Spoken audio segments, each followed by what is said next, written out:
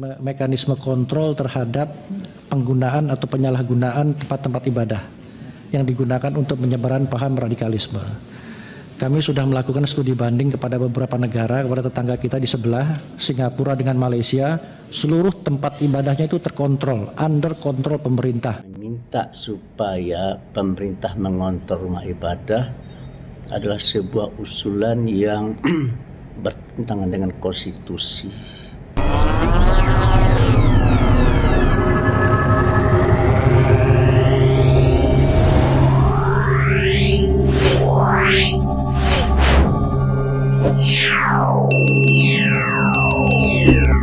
Halo saudara-saudaraku yang terkasih di dalam Tuhan dimanapun Anda berada.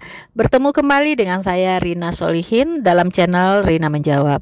Teman-teman, baru-baru ini ada hal yang menarik perhatian kita juga teman-teman, yaitu pro kontra dengan usulan dari Ketua BNPT, Badan Nasional Penanggulangan Terorisme, ya, itu mengusulkan supaya semua rumah ibadah di Indonesia itu harus berada di bawah kontrol dari pemerintah, ya. Jadi Ketua BNPT ini tentunya memiliki banyak sekali data-data tentang kegiatan-kegiatan yang ada di rumah-rumah ibadah, terutama tentunya di masjid, teman-teman. Nah, apa yang mendasari usulan dari Ketua BNPT ini? Ya, tentunya kita tahu bahwa Indonesia itu sedang berada di dalam darurat intoleransi. Ya, ini harus kita akui dengan jujur. Betul-betul Indonesia sekarang saya katakan dalam kondisi darurat intoleransi.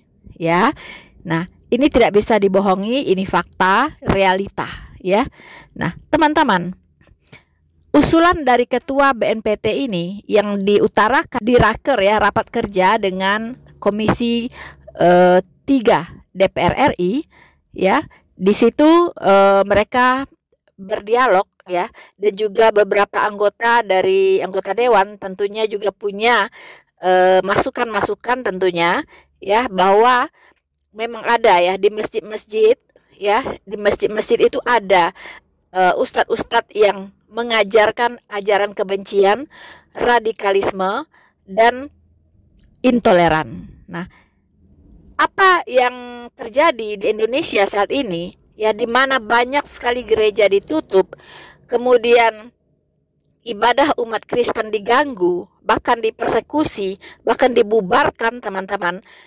Itu tentunya orang-orang yang melakukan hal tersebut itu tidak ujuk-ujuk, ya, seperti itu. Pastinya mereka sudah dicuci otaknya, teman-teman, ya.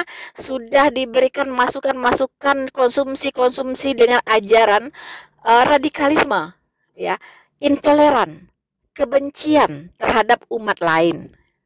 Nah, ini fakta dan kita tidak boleh tutup mata. Ya, saya bisa tampilkan berapa banyak ustadz-ustadz yang menggunakan masjid untuk menjadikan sarana untuk menyebarkan ajaran radikal, ya, Islam radikal, ya. Kemudian mereka menyebarkan ajaran-ajaran radikal kepada jemaah yang hadir, dan juga mereka menyembur-nyemburkan ujaran-ujaran kebencian. Nah, saya bisa tampilkan banyak video tentang ini, ya. Banyak sekali jejak digital dari ustadz-ustadz yang radikal. Di YouTube itu berseleweran, teman-teman. Tidak bisa tutup mata, tidak bisa, ya. Saya bisa tampilkan berapa banyak Anda mau. Karena kerjaan saya di konten saya itu, teman-teman, merespon, mengcounter, ya, ustadz-ustadz radikal yang selalu menyembur-nyemburkan kebohongan, ya, yang selalu menghujat agama lain, yaitu kekristenan tentunya.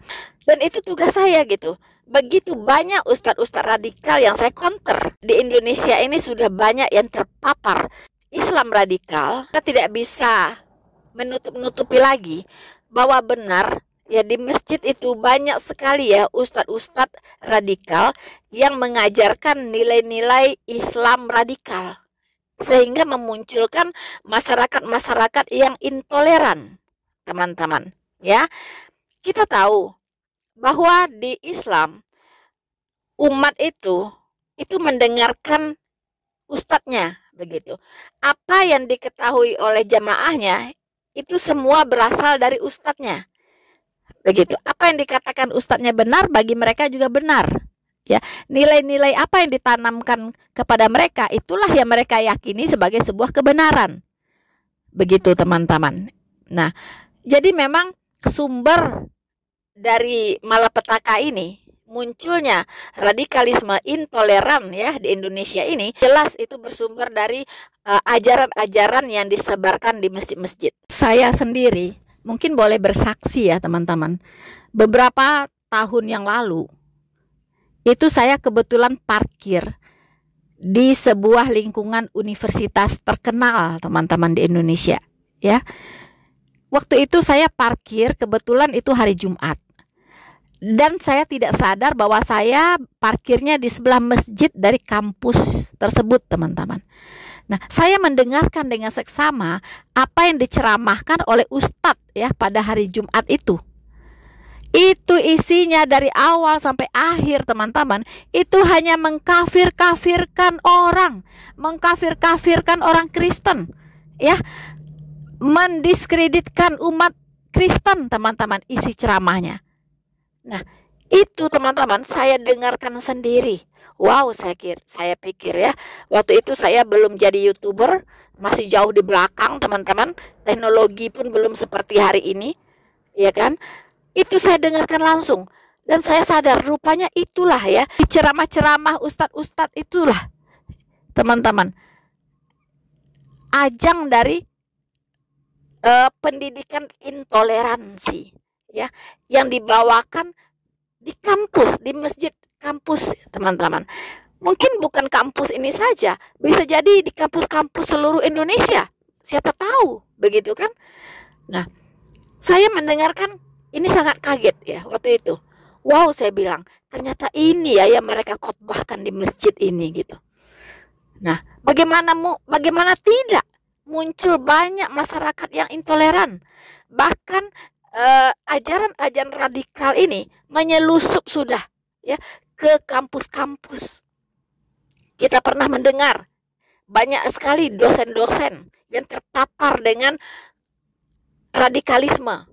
Ya, mahasiswanya juga sama. Ya, kita banyak mendengar mahasiswanya banyak juga yang terpapar dengan radikalisme. Bahkan saya menyaksikan sendiri. Ya, jejak digital tidak bisa dihapus teman-teman. Bagaimana seorang ustadz radikal yaitu Felix Xiao yang jelas-jelas adalah pendukung khilafah dan Taliban, ya kan? Dia itu berceramah di depan begitu banyak mahasiswa dari berbagai universitas. Saya lihat karena baju alma maternya itu bermacam-macam, ada yang kuning, ada yang biru, ya, ada yang merah, teman-teman. Saya lihat di situ, ya kan, ada yang hijau baju alma maternya. Itu Felix Xiao di sana berceramah tentang khilafah, ya, harus mendukung khilafah, bahkan bersumpah untuk mendukung negara khilafah. Bayangkan teman-teman. Di kampus di depan semua mahasiswa ya dari universitas yang baju alma maternya tadi saya sudah sebutkan teman-teman. Bayangkan ya, bayangkan betul-betul Indonesia sudah darurat intoleran. Nah, bahkan para pendukung khilafah itu tidak sembunyi-sembunyi lagi hari ini teman-teman. Mereka sudah terang-terangan sebagai pendukung khilafah. Dan negara diam saja. Tidak ada di sana antisipasi kepada orang ini atau punishment kepada orang ini. Dibiarkan saja gitu. Sudah jelas-jelas dia mengaku sebagai pendukung khilafah. Bahkan dia berani mendatangi ya kementerian ya, Kementerian Menko Polhukam untuk mensosialisasikan negara khilafah. Bayangkan teman-teman. Dan tidak ada tindakan apa-apa. Ya, tidak ada tindakan apa-apa teman-teman. Ya, bayangkan itu. Nah, jadi tidak berlebihan kalau BNPT mengusulkan yang tadi, yaitu semua rumah ibadah harus di bawah kontrol pemerintah. Saya setuju untuk saat ini, ya. Untuk saat ini saya setuju teman-teman. Tetapi harus dicarikan mekanismenya seperti apa supaya bisa berjalan secara praktis ya dan efisien. Begitu teman-teman.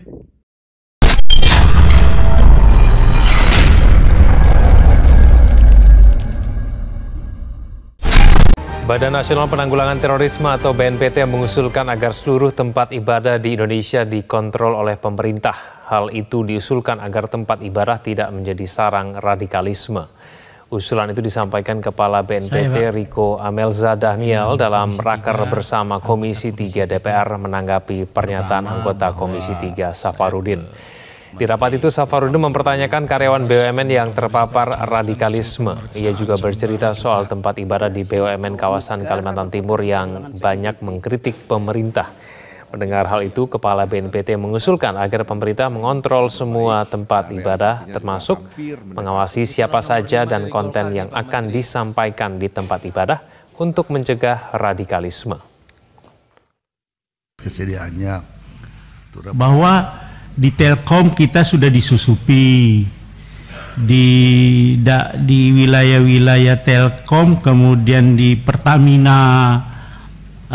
Ya memang kalau kami di Kalimantan Timur, Pak, di Kalimantan Timur itu ada masjid di Balikpapan itu, Pak. Itu masjidnya Pertamina, tapi tiap hari mengkritik pemerintah di situ, Pak. Di dekat lapangan Merdeka itu, Pak, ada masjid di sana punya Pertamina, tiap hari, tiap 5 waktu mengkritik pemerintah di situ. Padahal itu punyanya Pertamina. Nah, ini mungkin saran kami juga menjadi prioritas untuk BUMN, karena BUMN ini kan juga sudah disusupi. Kemarin kan sudah terbukti kereta api itu kan, Pak. Mekanisme kontrol terhadap penggunaan atau penyalahgunaan tempat-tempat ibadah yang digunakan untuk penyebaran paham radikalisme. Kami sudah melakukan studi banding kepada beberapa negara, kepada tetangga kita di sebelah, Singapura dengan Malaysia. Seluruh tempat ibadahnya itu terkontrol, under kontrol pemerintah. Siapa yang bisa berbicara dan apa kontennya. Demikian juga dengan negara-negara Timur Tengah, di Oman, di Qatar, Saudi Arabia yang sudah kami datangi, kemudian termasuk di Maroko yang kami datangi.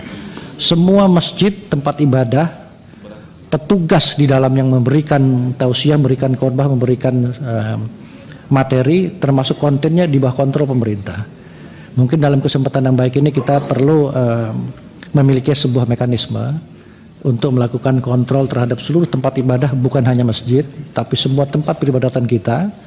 Siapa saja yang boleh memberikan, menyampaikan konten di situ, termasuk mengontrol isi daripada konten, supaya tempat-tempat ibadah kita ini tidak dijadikan alat untuk menyebarkan ajaran-ajaran kekerasan, ajaran-ajaran kebencian, menghujat. Yesus Kristus, selamat murtad, selamat murtad. Siapa yang ikut tradisi orang kafir nanti mati dibangkitkan sama orang Kristen. Tengok sebelah kanan Paus Paulus, tengok sebelah kiri Markus, tengok depan Santa Maria.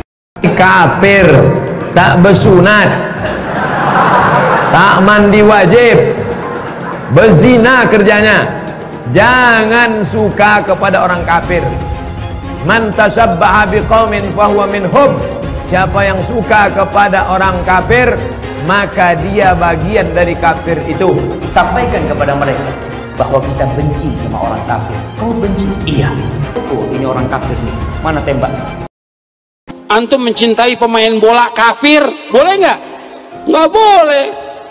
Dipajang fotonya, kaosnya, nggak boleh. Dia mencintai orang kafir, loyal kepada orang kafir, membela orang kafir. Berarti kalau sudah membela orang kafir, dia masuk orang beriman atau bukan? Bukan. Masuk kepada golongan apa? Munafik. Apa hukumnya berwisata ke tempat ibadah orang kafir? Contohnya Candi Borobudur. Hukumnya haram, karena itu termasuk persetujuan kepada peribadahan mereka. Kita nggak boleh datang ke situ kecuali untuk satu tujuan, mau membubarkan orang yang lagi beribadah kepada selain Allah. Haram hukumnya masuk ke rumah ibadah orang lain. Haram. TV itu dikatakan para ulama haram. Maka usulan anak kepada antum-antum yang punya TV, buang tuh TV. Bahaya. Bagaimana hukumnya musik dulu kan? Saya katakan haram. Surah 26 ayat 31 ayat 6 dulu kan udah dibacakan. Dari mana musik itu? Dari gereja. Musik bagian ibadah Kristen. Makanya sekarang mereka nyanyi, Pak. Haleluya, puji Tuhan, katanya. Sorga. Kapan musik masuk Islam? Pernah nggak musik mualaf? Itu permainan setan. Wajibnya menghancurkan alat-alat musik. Kalau ada orang yang merusak alat musik, kata Imam Syafi'i, juga tidak perlu disuruh bayar ganti rugi. Kenapa? Sama seperti dia menghancurkan khamar. Itu perkara yang haram. Membenarkan ajaran Kristen. Naik kiri kanan. Makanya jangan tantang Ustaz Somad, tantang Yahya Waloni ini yang berkoar-koar di YouTube. Kenapa antum tidak tantang? Saya yang berkoar-koar di TV mengatakan kitab Bible Kristen itu bohong, nggak dilapor-lapor. Aneh bin ajaib, ya begitu Lapor saya.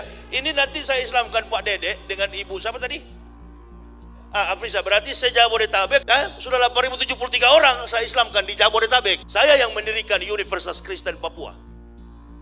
Itu dengan support dana dari Stuttgart, Jerman. Saya bukan mengatakan Bible Kristen fiksi, Bible Kristen itu palsu. Lapor. Pelan-pelan sedikit Ustadz, di sini banyak jenderal. Biar jenderal 100 bintang. Kalau kafir kau ke neraka, tidak ada urusan. Sudahlah, terbuka sajalah, menyerah sajalah, angkat tangan, masuk Islam, sunat. Antum tantang saya. Lapor saya bila perlu ke Bareskrim. Kami lapor. Ini bukan cuma penistaan ini. Penghancuran, bukan cuma penistaan agama, penghancuran ini kawan. Ini kafir sampai berani karena melihat banyak ulama yang lalai. Banyak orang Islam yang munafik suka menjilat kotoran kafir. Coba sekali-sekali lah pimpinan gereja tertinggi di Indonesia tantang saya, kan begitu. Bible, gini, pertanyaan Ustadz Injil gitu ya. Kita pisahkan dulu, Alkitab itu sebetulnya bukan Injil Ustadz. Injil itu tidak pernah ada. Injil tidak pernah ada. Matius, Markus, Lukas, Yohanes, Kisah Rasul, Roma, Korintus, terus sampai 27 kitab yang mereka klaim sebagai perjanjian baru atau New Testament itu. Maaf ya, jangan marah. Itu bukan Injil.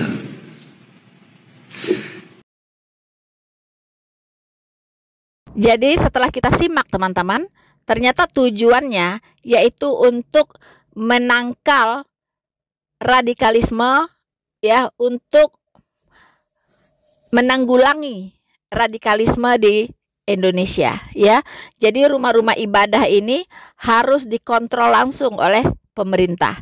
Usulan dari ketua BNPT ini teman-teman itu direspon oleh MUI dan oleh PGI. Sementara itu, Wakil Ketua Umum MUI Anwar Abbas menyebut usulan Kepala BNPT tidak sesuai dengan prinsip demokrasi yang sudah dibangun dan bertentangan dengan konstitusi. Anwar juga menilai jika rumah ibadah dikontrol oleh pemerintah, ketenangan para jemaah akan terusik.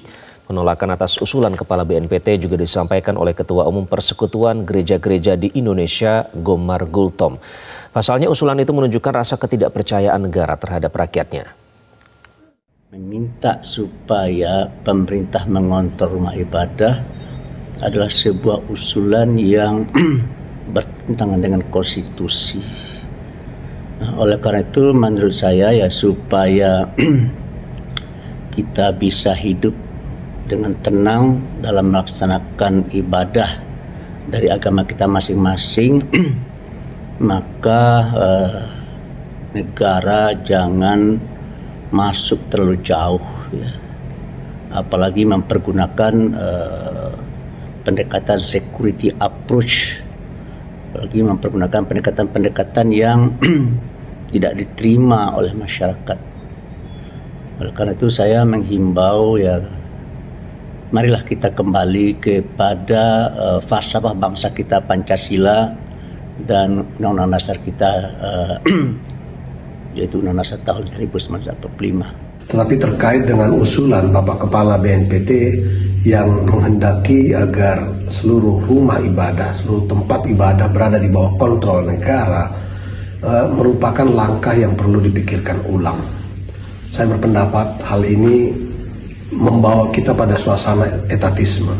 Tetapi saya kira kontrol negara seperti ini akan menghilangkan kepercayaan negara terhadap rakyatnya. Dalam masyarakat demokratis, rakyat memiliki kedaulatannya sendiri dan harus mampu mengelola kehidupan bersama, termasuk dalam hal ini mengelola rumah ibadah, dan negara harus percaya kepada masyarakat sedemikian. Ya, MUI menolak mentah-mentah ya apa yang diusulkan oleh ketua BNPT ini, dan kita tahu alasannya apa, ya kan?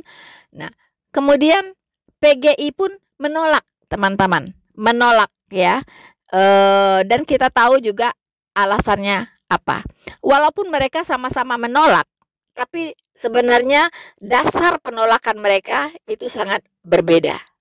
Ya, kalau MUI menolak, yaitu mereka tidak bisa menerima jika ustadz-ustadz ya, saya tidak tahu apakah mereka punya ustadz binaan atau seperti apa MUI ini ya, karena ini bukan rahasia lagi bahwa MUI ini tidak mendukung toleransi ya, MUI ini tidak mendukung toleransi teman-teman ya.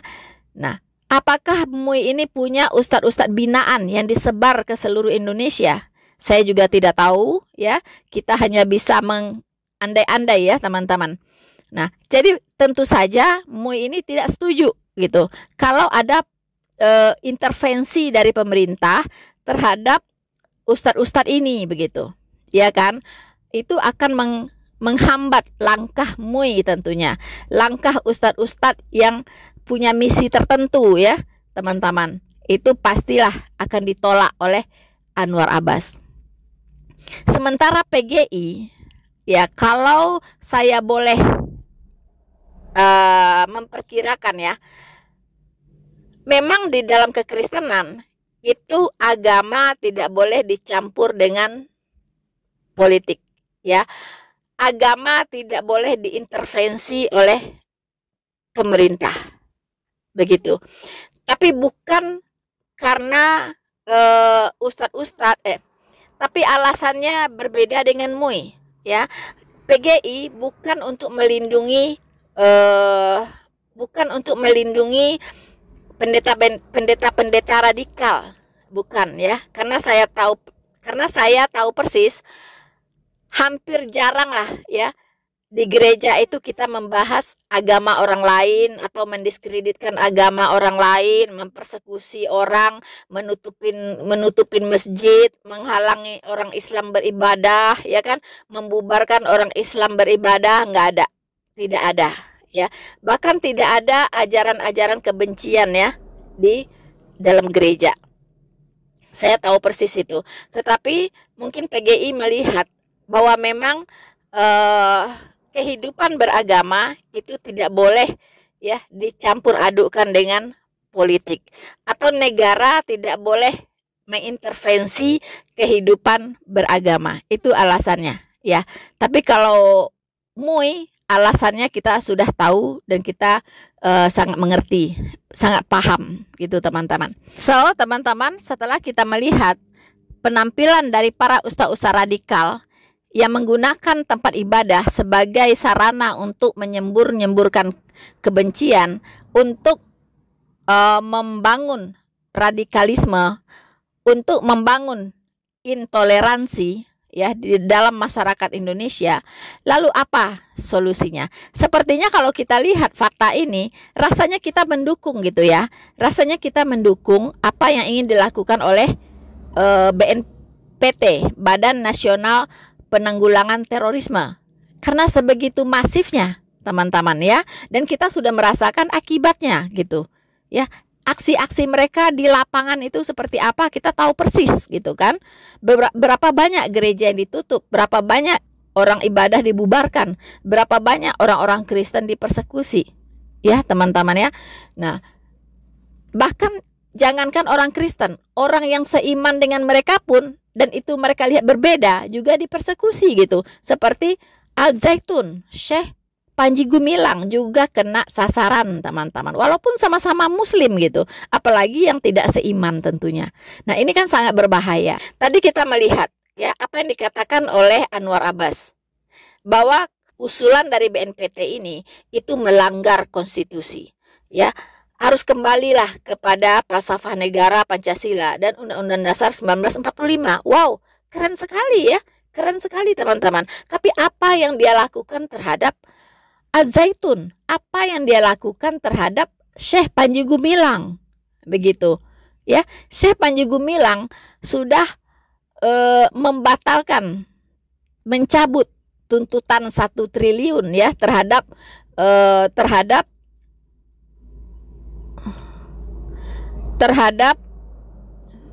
Anwar Abbas ya. Tetapi apa yang terjadi?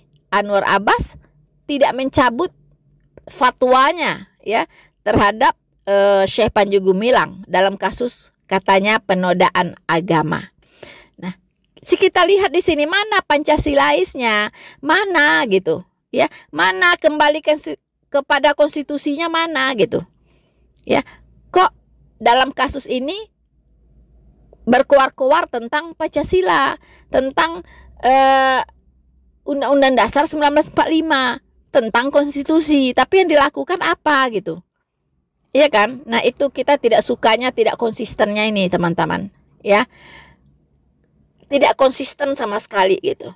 Mana fatwa haram untuk orang-orang yang membubarkan umat Kristen beribadah?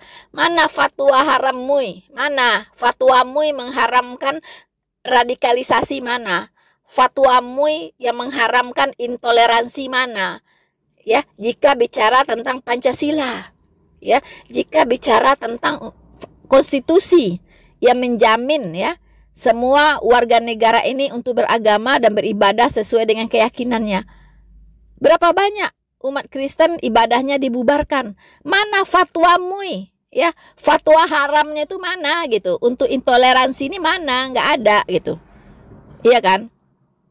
Nah teman-teman, sebenarnya kita kalau kita lihat ya, usulan ini bagus, tapi sepertinya kalau hanya dikontrol oleh pemerintah, lalu bagaimana sistem yang dipakai gitu ya, sistemnya bagaimana gitu. Apakah di setiap masjid akan disediakan satu pengawas? Tapi berapa banyak ada masjid di Indonesia ini? Mungkin jutaan ya. Belum lagi musola, pasti lebih banyak dari masjid. Mungkin ada puluhan juta gitu musola-musola di Indonesia ini. Masjid-masjid ya setiap hari mungkin bertambah berapa ribu gitu. Ya kita nggak tahu, karena begitu mudahnya mendirikan masjid, begitu mudahnya mendirikan musola. Tidak seperti mendirikan gereja. Ya, mendirikan gereja satu aja itu ampun-ampun ya, izinnya kadang puluhan tahun nggak keluar-keluar teman-teman. Ya kan? Nah, jadi susah lah, repot lah kalau bicara Pancasila, kalau bicara konstitusi, ya kan? Jangan ngomong doang gitu, buktinya apa gitu kan? Nah teman-teman, usulan itu bagus menurut saya ya, untuk kondisi Indonesia saat ini di mana sedang darurat intoleransi. Usulan dari ketua BNPT ini itu bagus gitu. Cuman yang saya pertanyakan, sistem apa yang dipakai supaya itu bisa berjalan dengan efisien gitu. Ya, bisa berjalan secara praktis. Begitu kan? Nah, sistem apa yang dipakai? Ya, apa ditaruh di setiap, apakah akan menempatkan satu pengawas setiap hari gitu kan di masjid gitu? Berapa banyak yang bisa dipasangkan pengawas di situ? Lalu ada jaminan nggak pengawas ini akan objektif? Betul nggak? Ya, ada jaminan nggak setiap pengawas ini bisa objektif begitu? Jangan-jangan bisa bisa disogok pula gitu kan? Ya, malah dia ikut mendengarkan ceramah radikal di sana gitu. Benar nggak teman-teman? Nggak ada yang bisa jamin gitu ya, karena menurut data-data yang kita dengar itu paham radikalisme ini sudah menyusup kemana-mana ya, di BUMN sebutkan sajalah ya, terakhir tuh dari PT Kereta Api Indonesia ada teroris di situ ya kan, terus di Telkom ada teroris di situ. Iya kan? Bahkan ada di TNI, di badan TNI, ya kan? Bahkan di tubuh TNI dan Polri itu dirilis juga sudah menyebar ajaran radikal di sana. Ya kan? Nah, mana lagi gitu? Pertamina. Pertamina itu juga sama, ya. Bahkan salah satu dari yang ikut raker di DPR RI itu mengatakan, ya, Masjid Pertamina, ya kan, Masjid Pertamina itu kan Pertamina milik negara, ya, BUMN kan. Nah, itu yang ceramah-ceramah di masjid itu hanya menyerang-nyerang pemerintah gitu. Nah, teman-teman, bagaimana itu gitu ya? Bagaimana itu? Nah, jadi coba kita pikirkan bersama bagaimana mekanismenya supaya ini bisa terkontrol. Memang harus dikontrol gitu. Dalam kondisi Indonesia saat ini, ya, ini memang harus dikontrol gitu. Harus dikendalikan. Penyebaran dari paham-paham radikalisme ini harus dikendalikan dengan baik gitu. Ya kan? Tapi bagaimana mekanismenya, sistem apa yang dipakai, ini yang harus dipikirkan gitu. Ya, jadi untuk menaruh pengawas, satu pengawas di setiap masjid dan musola itu tidak mungkin. Impossible, teman-teman. Ya, impossible. Nah, tapi bagaimana by system? Nah, ini yang harus dipikirkan. By system, sistem itu yang bekerja sendiri gitu. Nah, ini tugas dari BNPT ya. Bagaimana caranya? Nah, saya sih terpikir pernah dilemparkan wacana untuk mensertifikasi para ustadz gitu, para penceramah, seperti pendeta. Ya, seseorang bisa jadi pendeta itu dia harus lulus S1 sekolah teologi minimal ya, harus sekolah teologi gitu. Ya, nah, bagaimana dengan ustadz? Ustadz itu kriterianya apa gitu?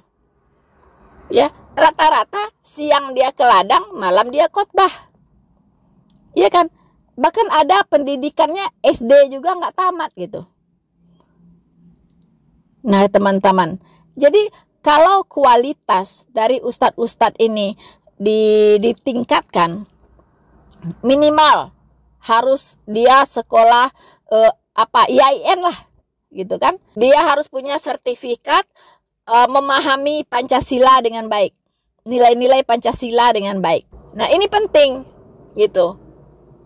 Jadi dia punya nasionalisme yang tinggi. Selain dari dia punya kecerdasan, dia punya keahlian, keilmuan dan sebagainya, ya, dia punya kapasitas. Ya, dia punya kapasitas baik secara keilmuan, ya, maupun secara ideologi kebangsaan. Nah, dia inilah yang boleh menjadi penceramah di masjid. Nah, kalau ini dilakukan, saya yakin akan banyak sekali perubahan. Ya, teman-teman. Nah, dia harus menandatangani komitmen atau janji, ya, atau bersumpah. Ya kan, dia harus menandatangani fakta integritas, istilahnya ya, fakta integritas, bahwa dia tidak akan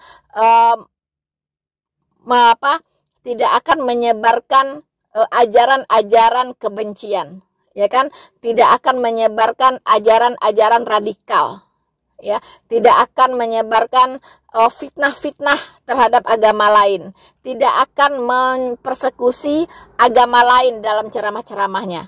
Nah, dia harus menandatangani itu di atas materai, ya kan. Silahkan untuk pendeta juga dibuat yang sama gitu. Silahkan, mungkin untuk biksu, ya kan, untuk pemuka agama yang agama lainnya yang memang tugasnya bisa berceramah di rumah ibadahnya sendiri, silahkan dibuat yang sama, fakta integritas. Nah, kalau itu baru bisa berjalan, itu namanya by system. Jadi ustadz-ustadz yang tidak punya kompetisi, ustadz-ustadz yang tidak punya kredibilitas, ya, ustadz-ustadz yang ilmunya secara keilmuan keagamaan juga kurang, itu akan tereliminasi, teman-teman, ya, akan tereliminasi dengan sendirinya. Nah, paling itu ya, yang terpikirkan oleh saya sekarang. Bagaimana menurut teman-teman? Silahkan Anda memberikan pemikiran Anda, opini Anda di kolom komentar. Apa sebaiknya yang dilakukan oleh pemerintah melalui BNPT ini? Kita ke dalam negeri. Presiden Joko Widodo meminta ibu-ibu keluarga TNI Polri tidak asal mengundang penceramah. Dalam Rapimnas TNI Polri pekan lalu, Jokowi mengatakan aktivitas ibu-ibu keluarga TNI Polri harus terkoordinir dan jangan sampai mengundang penceramah radikal. Menurut saya nggak bisa ibu-ibu tuh memanggil misalnya, ngumpulin ibu-ibu yang lain, memanggil penceramah semaunya atas nama demokrasi. Sekali lagi di tentara, di polisi nggak bisa seperti itu. Harus dikoordinir oleh kesatuan. Tahu-tahu mengundang penceramah radikal. Nah, hati-hati.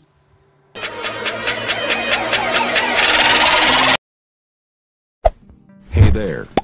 Subscribe to my channel. And also press this bell icon.